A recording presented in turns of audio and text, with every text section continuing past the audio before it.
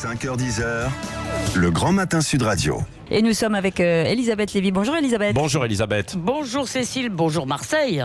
Oui, bonjour oui. Je sais que vous regrettez de ne pas être avec nous à Marseille. Natal, vous savez. Oui, alors vous voulez évoquer et revenir évidemment sur l'offensive de l'armée turque contre les positions kurdes en Syrie, avec une nouvelle crise qui a été déclenchée maintenant depuis 2 jours. Oui, bien entendu, nous ne ferons rien. Cette phrase avait été prononcée en 1981 par Claude Chesson après le coup d'État du maréchal général Jaruzelski en Pologne. Et elle a valu beaucoup de critiques très acerbes au ministre des Affaires étrangères de François Mitterrand. Et pourtant, elle était parfaitement prémonitoire. Et malheureusement, je pense qu'on peut sans grand risque l'appliquer à la situation des Kurdes aujourd'hui. Si vous avez un doute, le communiqué envoyé hier par le Quai d'Orsay aux rédactions est assez éloquent. N'y allez pas, parce que si vous avez des problèmes, nous ne ferons rien. C'est ça qui est dit plus ou moins entre les lignes.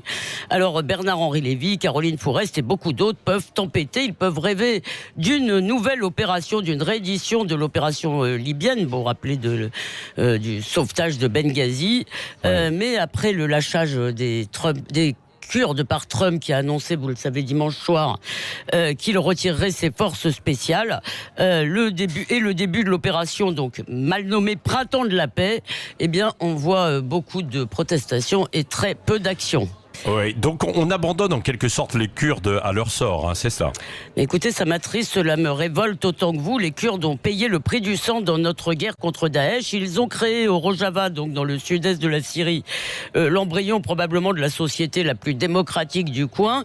Ils se coltinent en plus pour nous beaucoup de djihadistes et assimilés, donc dont on sait que c'est un des problèmes qui risque de se poser très vite. D'un point de vue moral, les laisser tomber, c'est un crime.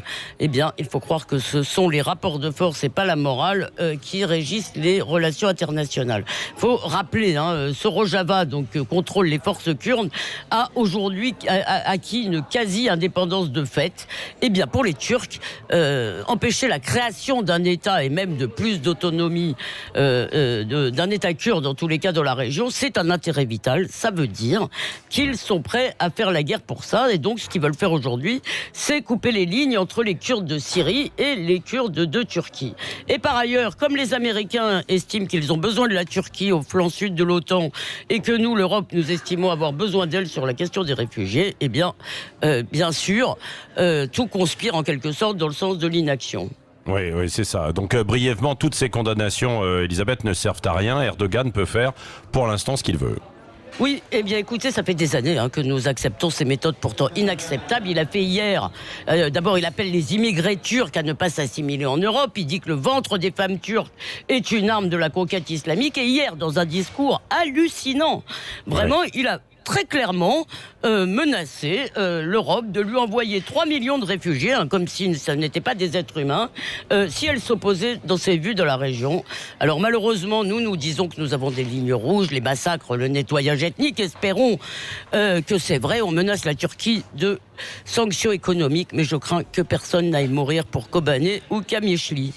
Oui, merci Elisabeth Lévy. Comme chaque matin à 8h15, le regard libre d'Elisabeth Lévy sur Sud Radio.